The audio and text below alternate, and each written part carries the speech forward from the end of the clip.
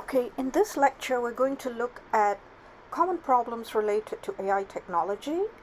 And the first one we're going to look at is on image processing.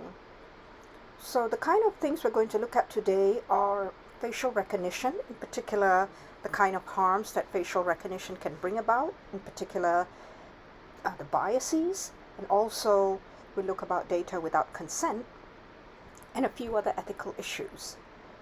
So before that, if we look at major application areas of AI, of course, this is not exhaustive, okay? I'm just saying that two major areas that data scientists and researchers work on would be computer vision, or the way that computers process images, and also natural language processing, how computers process text. Okay, so of course, because these are the two kinds of data that we commonly find. Of course, we also have audio. Okay, we have all these kind of things. Okay, audio and speech would come under natural language processing. Because these are the two main types of data that we find, most people work on one of these two areas. And of course, it's also very common to work in tasks that involve both. Okay, you might have an image and you want to process some text out of it, or you want to do it the other way around. You give the computer a text and you want it to give you an image. So facial recognition obviously falls under the category of computer vision or image processing. And it is more specifically the task of processing an image containing human faces, okay, in order to detect one or more of these features with respect to the person in the image. So for example, if you have an image of a person, maybe you want the system to detect the person's gender, or you want the system to recognize the person's race, or you want to just get the identity of the person. Is this Billie Eilish? Is this Winston Churchill? Okay, an actual identification. And also, you might want to, from looking at a person's face, you might want to be able to detect some kind of emotions. Now, these systems have already been used. Emotion systems are like, for example, if you have an emotion detection system in your smart car, what that system can do is like a camera that looks at you, and if you're driving your car and if at any time you look like you're very sleepy or you're very drowsy, the system can then alert you and say, hey, you're not looking very well, maybe you want to take a break, right? So this can be like a very good thing.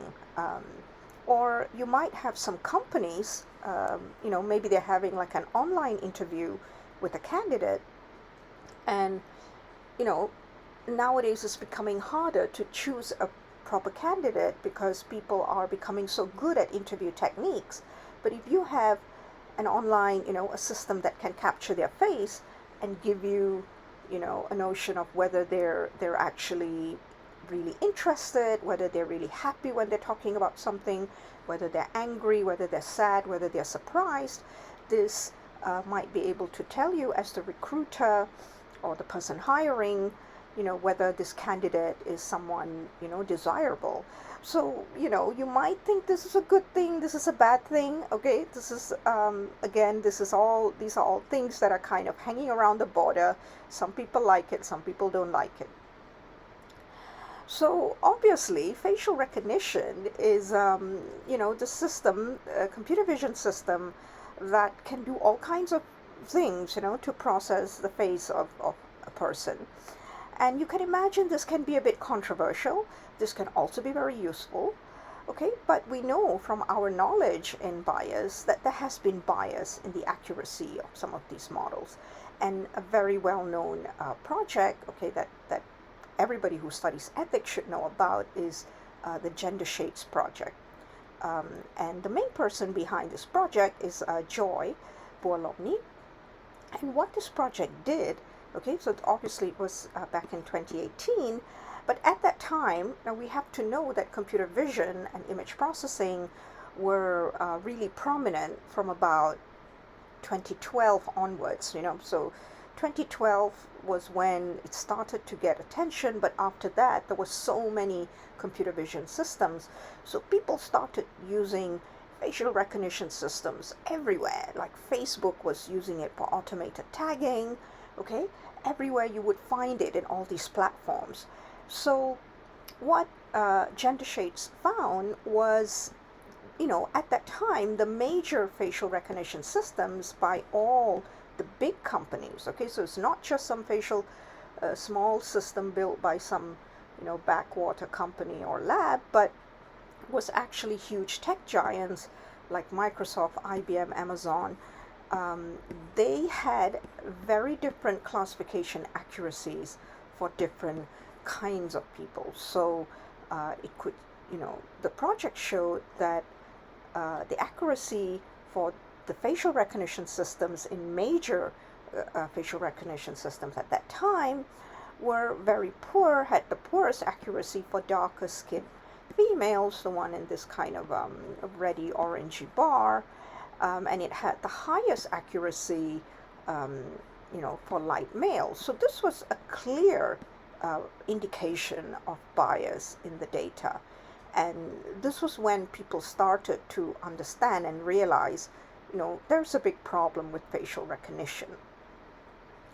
And of course, you may have seen this, okay, also back in 2015, due to the same problem with this data set being biased, Google's photo app had mistakenly labeled people with dark skin here as gorillas. And this was also like big news. So clearly the person building the AI system, and also the AI system itself, which you might argue does not have any thought or preference by itself, it has no consciousness, or maybe you beg to differ, but is not actually intended, right? Nobody actually wanted to cause this bias, but it's just that the machine learning model did not see enough dark-skinned faces to recognize. And we know that biased AI systems are mainly caused by biased training sets. So if we just look a little bit into how facial recognition systems work, very simply, you might have an image, you have to locate the face, so you put a bounding box around the face. I mean, the computer vision system does that. And then it might do things like, locate some kind of landmarks, important points, like eyes, nose, mouth, and so on. And then what they're going to do is they try to align it into like a standardized format, and you can extract those kind of features based on these landmarks. And once you have these landmarks, okay, this is just in a nutshell, there can be all kinds of ways, it's not just the only way, you can use it for one of these many tasks. So one very common usage is, suppose you want to unlock your phone, right? Or you want to enter a building, and your phone or the building uses facial recognition, right? So it's just going to look at your face, and if it's you, it's going to let you in. And what that's doing is it has an image of you already, obviously, and then what it does is it takes the landmarks, okay, of this geometrical features, and it matches, it tries to see whether there is a match, right? That's kind of how it says whether, the person looking at the phone and the what we call ground truth, the actual person that it's trying to look for, match. So this is like a one-to-one comparison. So this can be done, for like unlocking smartphone, or if you're trying to do like, online boarding, automatic boarding and so on. What if you have something different? Okay, so suppose you are scanning a crowd, right? You actually have a lot of people in a scene, and you're looking for this one particular criminal, or one particular fugitive, or whatever it is, or one particular, I don't know, good person, bad person, anybody. But what you want to do is you kind of have to go through, it's the same thing, but it's just that you have to go through a lot of, in your database, you have more than one person, okay? So you kind of scan the crowd and say, okay, is this person matching Is this person the first person I see in the crowd matching? No. Second person, no. Okay, so it just scans through until it finds like the matching landmark. So so you can do this for like matching, like looking for a criminal or looking for someone in a crowd. Or you can do something else like classify, some other features. So not just like an exact match. Maybe you want to find out whether this is the face of a male, whether this is the face of a female, or what is the age of this face, and so on. Or what is the emotional state of this person? Is this person angry right now, happy, sad, and so on? Okay, so it's just a very rough description.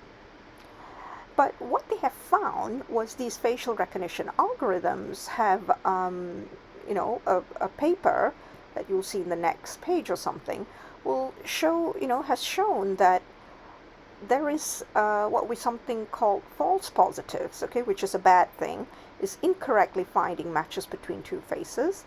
What it has done is it has checked like two different algorithms here, okay, and clearly has shown that when it's trying to do, finding matches between two faces, when it looks at the mugshots of different people of the same gender and race, it's giving a lot more errors when it's looking at these kind of demographics in the US. So obviously the American Indian female is having like the highest false positive. And just to let you know what this false positive can mean, okay, so suppose I have the face of this celebrity here, okay, this person here, and I'm trying to see whether, this person here who kind of like looks a bit like him, whether they are actually like the same person. And your system, because it has seen a lot of, your bias system has seen a lot of white people, kind of says, no, this is not a match. And in this case, we say, okay, that's fine. That means you're saying that this, this person is, it's a true negative, meaning you are saying this is not this person, and that's okay, and that's correct. Now, in a second case, suppose you have these two females, okay, so this is, you're trying to look for a match for this particular celebrity here, okay, so you're looking for her, and then you have another face, okay, she also looks they look similar, and your system, for some reason, because maybe it hasn't seen enough, hasn't been fed enough images of colored women, okay, it kind of says, oh, yes, this is a match, right? This is the same person. And this is what we call a false positive, okay? So meaning you have said that this is a match, okay, this is the class, okay, the correct match, but it's actually not. So this is kind of what it means. So obviously false positive is like a bad thing, okay? And this is why systems that have high false positives, okay, one is an academic algorithm and one is a commercial algorithm, they both in general have got much higher false positive rates for, as you can see, the underrepresented demographic. So if we look at some of the kinds of biases, okay, that we may come about, okay, the one that we can relate to is something called a stereotype bias, okay, or what we call a latent or historical bias. That means that the natural data set is already biased to begin with, right? For example, there were generally, at least in the Fortune 500 companies, which are companies that have extremely high, are performing very high, there's a very, very low percentage of women, right? Or you can say there is very, very low percentage of women working in the Secret Service, okay? Or very, very few men work as childminders or something like this. So there's already a bias in the real world, but we know that even though there is this bias, the problem is when you don't have enough data, like if you only have 5% of Fortune 500 CEOs were women, but what it's going to do is it's not even going to show you 5% of women, right? The bias gets amplified. It gives a higher percentage to, men and a much lower percentage to women. So and that's the problem. And that's the cause of it, okay? So this is, in a way, if you're developing a system, you kind of have to think about, is there a possibility that this data set is going to be biased, and what can I do about it? And then this is a sampling bias. So this is, it doesn't have anything to do with the historical perspective. It's just the way you collect your data, okay? Very commonly known as sampling bias. So, for example, you want to sample, shoes. You just take sneakers, right? Because that's the only kind of shoes you know. But in actual fact, there are many, many kinds of shoes worn by many kinds of people, and you just didn't get the correct balance, okay? Or some people, like some big data sets, for example, ImageNet, okay, which we will see in a while, is supposed to be representing like a data set of the world, right? If something is supposed to represent, have a global representation, and then it gets all its data just from one or two places, because for some reason that's all they know, or it's very hard for them to reach out and get data from other parts of the world, then obviously their data set is going to have a lot more data. So ImageNet, which is a data set collected in the US, was, had very big data set, a bias towards Western countries. Okay, so 45% of data is from the US, and only 3% comes from India and China combined. But we know that if we look at the population of the world, I think India and China combined might make about 30% of the world's population. So this is where we say it's a sampling bias. And another one that you might know is the way that we might define some of our measurements. So if you remember the COMPAS system that you've seen previously, to see whether a criminal might recommit the crime, what they did was they also used something called like a proxy variable, right? So in the proxy variables, they kind of say, okay, how many times were they arrested before? And how many times were one of their friends or families were arrested before? So they removed their demographics, so meaning they removed their skin tone information and maybe also their address or something. However, they use these other variables to be used to figure out whether they are going to be at risk to commit a crime. But the problem with using these kind of proxies is that the minority communities are in general controlled more. So because they are being like stopped by more, then you're definitely going to have a higher case of them being policed and having higher arrest. This is like one of the cases during the COVID pandemic, right? During the pandemic, you could see that some countries had extremely high COVID cases. Like South Korea had extremely high COVID cases, and then there were some countries who were like, oh, 0. But the reason Korea had like a high number of COVID cases was because there was very frequent testing. They're actually very efficient. So people were tested more and more. So because more people were tested, so you could see that there were more cases. Whereas some countries didn't even do any tests, or very few tests. So it looks like as if they don't have any cases. So this is exactly what this bias means. And these are very common sources of bias. So if we see some real-world examples, right, like real data set examples, so very well-known data sets that researchers and students in computer vision have used, especially to do with facial recognition, is the Celebrity, Celeb1M data set, very well-known data set that came out in 2016, was actually very, very biased, so because 50% of the data of celebrities came from North America and Western Europe, and over 75% of this are men.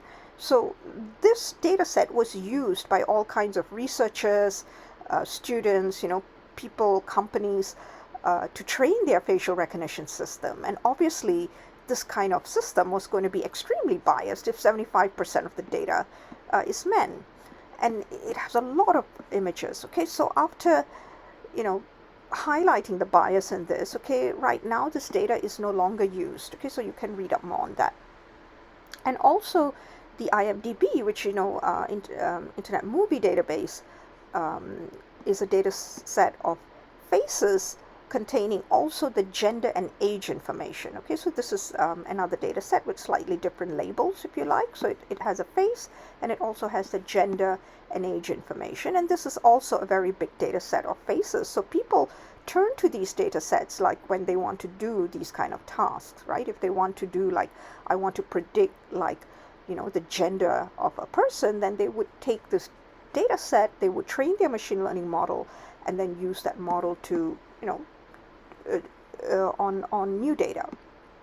And we can see that, again, this data is biased. It has almost 60% men, and Americans are hugely represented. And the IJB, IARPA Janus benchmark data set contained only 7.8% of faces with skin type V, okay, on the Fitzpatrick skin type scale. Okay, so this is a scale used to get the tone of the skin, and the higher the number, the darker the skin tone is. So this particular data set, again, all these data sets are extremely well-known data sets that researchers have been using, and people have found very big biases in them. So the ImageNet data set, okay, this is in fact the largest data set for image classification. The original version of ImageNet, okay, has about 22,000 classes. Okay, it's so huge. It's the holy grail, or it's the data set that most people use when they want to do image classification tasks, because it's so huge. And there is a version of it with instead of over 22,000 classes of images, it has 1,000 classes of images, right? Like dog, cat, okay? Like basically there are 1,000 different things you can find in here, and common things, right? Like bicycle, drums, bottle, animals, all kinds of things. Now this data set, which is still the major data set used for researchers, is predominantly, right, Western centric. You can see that the content of ImageNet, right, 45.4% of it comes from the US, and then another 7.6 from the UK and Italy, Canada, I don't know if it's Australia, Austria, Spain, okay, Ireland, and I think these are maybe the European countries. So you can see like a very large portion of this data set, which is used by everybody in the computer vision world, is hugely biased in the demographic sense. So facial recognition right now, I hope you have a good idea, a little bit about what it is, what it might be used for, okay, and some problems with existing data sets that machine learning people are using. We know that these kind of systems are extremely useful, right? So if we think about what can we use facial recognition for, we can use them to unlock smart devices. Okay, we can find missing people because we can do like face matching. Okay, these are all extremely important things, right? We can identify criminals. Okay, we can do more light-hearted things like tagging people in photos, or if you're having like an online consultation, if you're a psychologist and your patient is talking to you, this kind of systems can gauge a patient's mental state. And also, the nice thing, about these kind of facial recognition system is it's contactless, so it doesn't require any physical contact, so this is maybe so important in certain times, like during the pandemic, when you don't really want to have human contact. So having, you're able to check in through your flight without having to to see and touch any individual or even anyone, because the facial recognition system just scans your face and sets you through. So in fact, it's really, really useful. However, we know that this is, there's a huge problem with it, okay? One thing that I haven't spoken about yet, but I think that we know very well, is about the privacy violation, right? What if someone just takes your image and uses it for, I don't know, without asking you, right? If you use data without consent, this is something that you might say, hey, that just violates my personal rights. You can't just take my image and put it anywhere you want and do anything you want with it. So this is a basic, human right thing. And also, the very common thing that we all already know, that the biases, okay, the inaccuracies due to biases can actually implicate innocent people, right? They can be wrongly arrested, they could fail a job interview, and so on and so forth. And also, every time you come up with a technology, there's always going to be like bad guys, right? There are always going to be people using, the latest technology for bad things. So people, can still fool these systems, right? For example, there was the problem with the, face recognition system, So if you want to get into your friend's smartphone, and you're not your friend, but you might have another smartphone, or you might have an image of your friend, and you can just flash it in front of it, and it might just get you in, right? So people can disguise these things, okay? There's also things like deep fakes, okay, which are like artificially generated images which are not real, okay? We'll look at them when we look at generative AI, okay? So there's these kind of problems that seem to kind of override, okay, all the great things that it can cause. So this whole thing became a problem, right? The fact that people got so excited about facial recognition, 2014, 2016, and then there were all these problems that came out. Especially, we talk a bit about data without consent now. So the paper where I got all this information from is from a Nature paper. So what they did was they interviewed, or they surveyed 500 researchers, okay, so researchers meaning scientists, right, people who actually work in facial recognition, so they know about the technology, and they wanted to know what they thought about them. So then this is the demographic of the respondents, okay, so that's just where the people come from, or where the researchers come from, and then they ask some basic questions. Okay, so they say, okay, what if you as a researcher, you want to use a large data set of images, okay, and sometimes you can just get these images from the internet, right? Deep learning students can do this. They can just go to a website, they can just look at images, they just download all these images and said, okay, now I have this large data set. So they're saying researchers should get informed consent from people before putting their faces in a database. So what they do is they create a large repository of all these face images. And of course, everyone said, most people agreed, 40%, which is not everyone, but a high percentage. Some people say, okay, researchers can freely use any online photos. Okay, there were less, but, less than half. And they say, researchers can use online photos when terms or licenses permit. Okay, so this is like if there are images and they say, okay, you can feel free to use any of this material.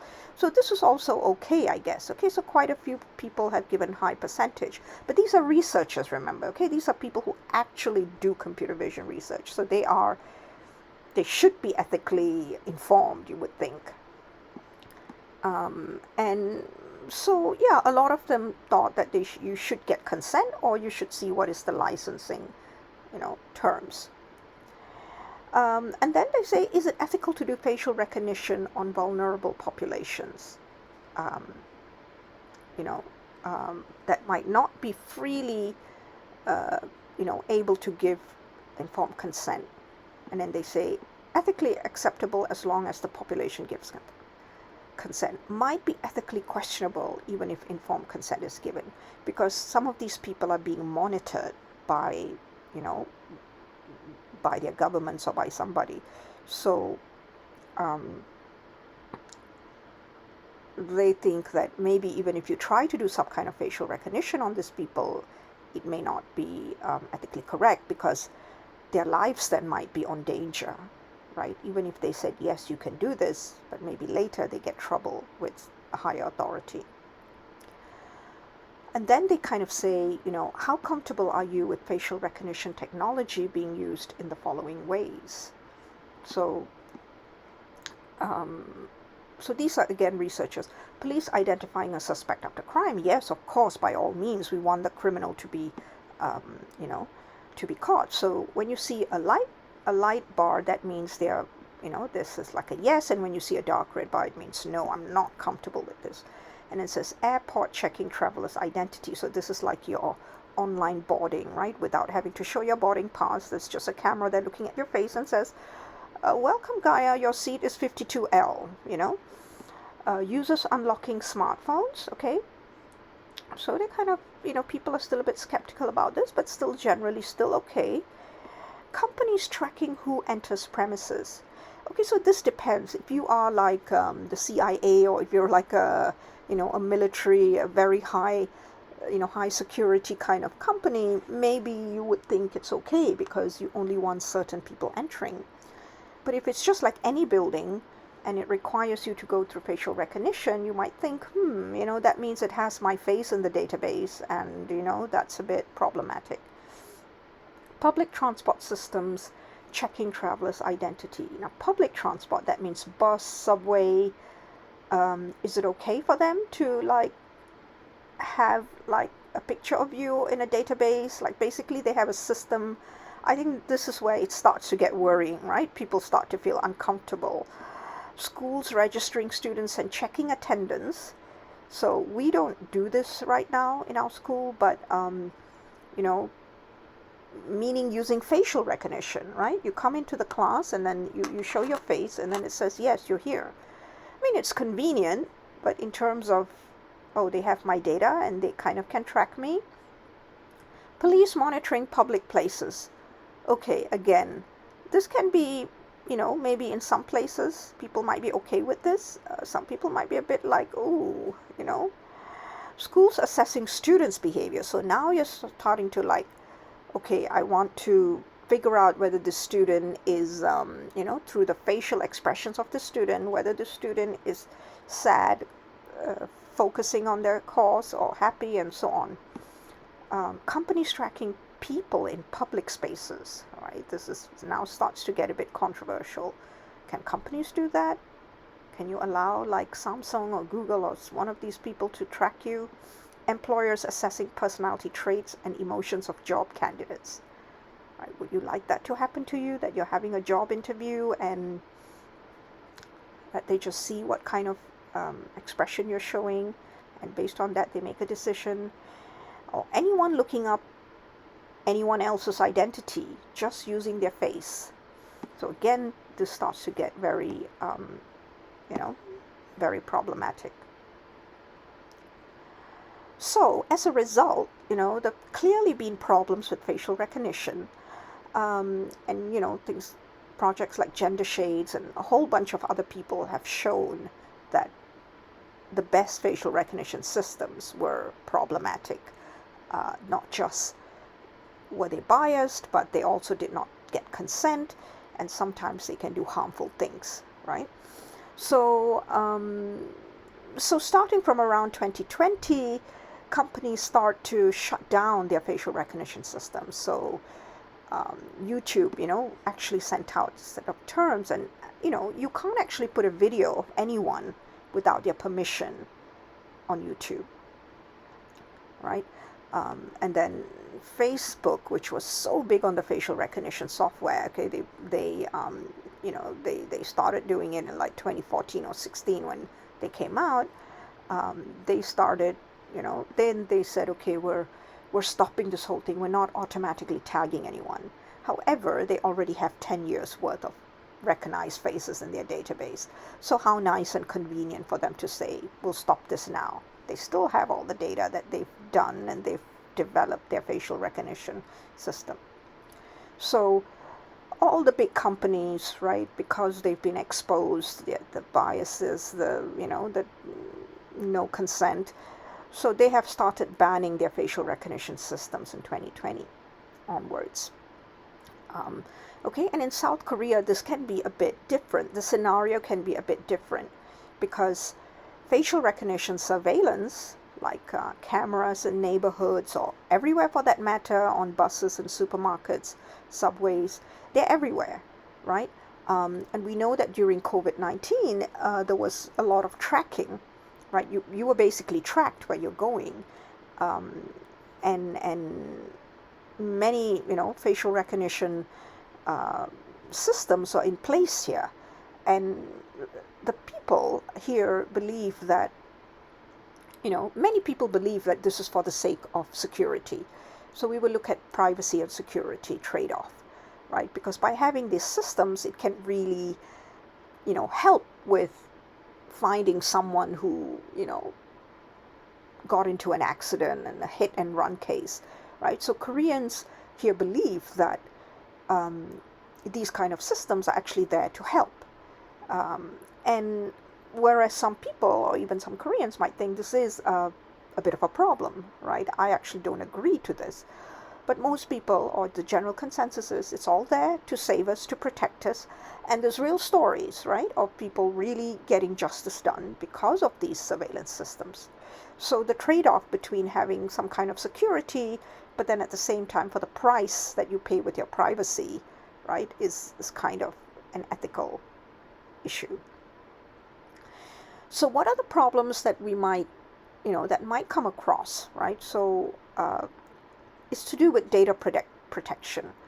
So the thing is, a person's face, right, is an identity, right? It is your face, it's a biometric information, meaning no one else should have, even your identical twin, should not have the same personal information. And this is extremely precious data, right? And this is why everybody feels that this data needs to be protected. And if this data is taken that without your consent, then this is a big problem. And then copyright, right? Also, what about, all this data that's available and online? You might think, hey, it's free data, right? But what is the license? Can I actually just use it, right? There's a lot of data now, social media, everything. It's so easy to find tons of images and videos and text and whatnot. It's so easy to plagiarize now, right? But this unclear license usage, we don't really know what the license says, or people don't bother getting licenses. So there's a copyright issue. And when it comes to images, let's think about problematic images, right? So not everything out there is, just clean and nice, right? What about their inappropriate, we know that there's stereotyped images out there, like when we do a Google search, we might get images of, more women doing the nanny job and nurses, and more men being like, university deans and so on. We might also find images that are disturbing, like we might see images of naked children. Are these okay now, right? Pornography, all these kind of things. So problematic image content, right, is a serious issue. And we now, right, start to think it's not just as simple as having any image out there, taking it and using it for whatever we want. We need to be aware about these things. So to summarize, computer vision technology, as we know it, is being used by many, but remains representative of only a few, often when we have these bias systems.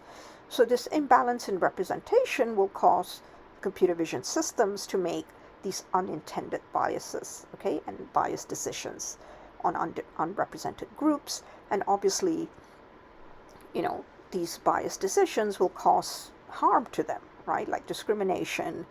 They might miss out on job interviews just because they don't look like what they the majority look like.